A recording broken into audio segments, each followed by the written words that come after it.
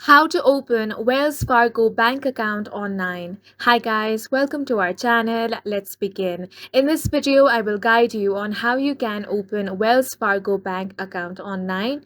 For that, you want to open up any web browser and head over to wellsfargo.com. Now, you want to select the type of account that you want to open. I'm going to select checking. Once you click on this option, you will have different checking accounts. You can select whichever suits you the best.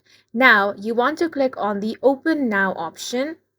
Once you click on this option, you have the option to sign in. So if you already have an online account with Wells Fargo, click on the Sign On option. Otherwise, you want to click on the Let's Go option.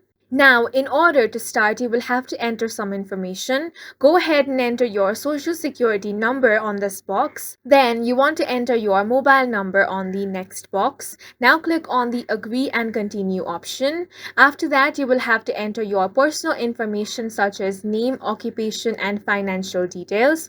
Once you have entered all the details, you want to follow the on-screen prompts. Then you will have to submit your documents as well. And once you do that and all the steps have been completed, your new Wells Fargo bank account will be created. And that's it for this video. If you found it helpful, please make sure to hit the like button and subscribe for more videos like this.